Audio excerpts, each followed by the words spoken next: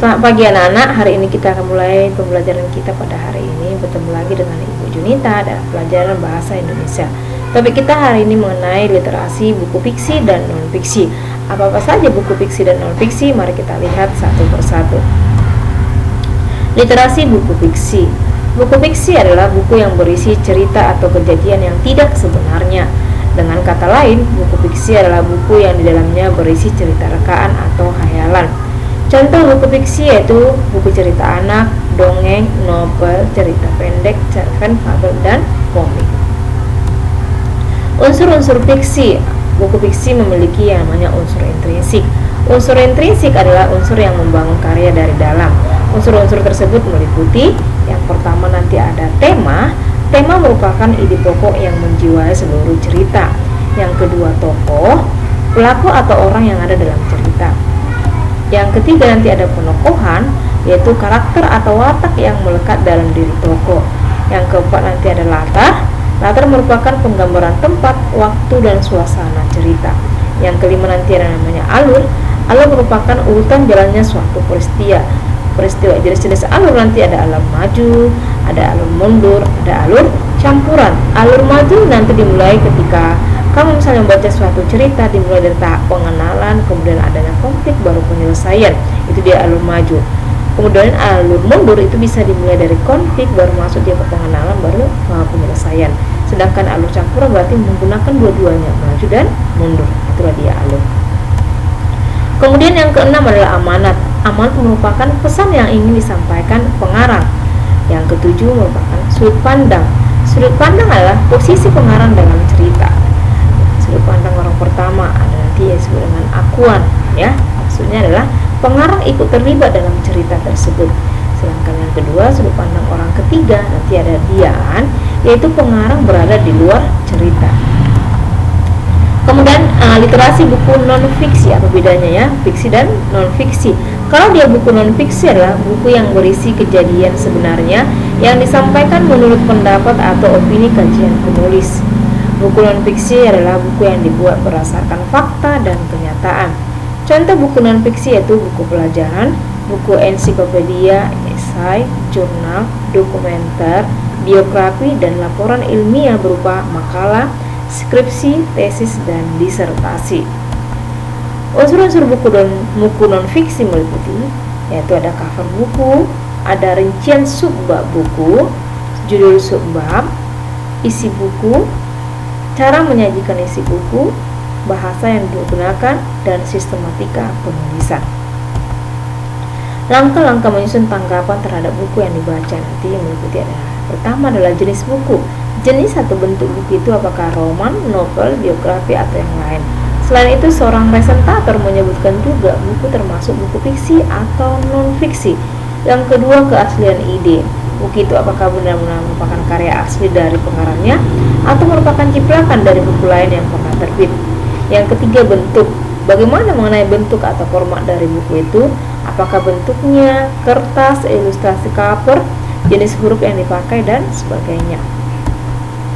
Yang keempat, isi dan bahasa. Dilihat dari segi isi, presentator perlu memperhatikan unsur-unsur intrinsiknya, yaitu tentang tema, alur, perwatakan, sudut pandang, dan sebagainya.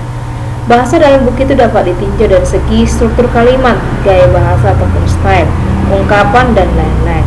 Apakah bahasa yang digunakan memakai bahasa sehari-hari yang segar, tidak menjemukan, mudah dimengerti oleh pembaca, dan sebagainya, mudah dipahami atau sukar diterima pembaca.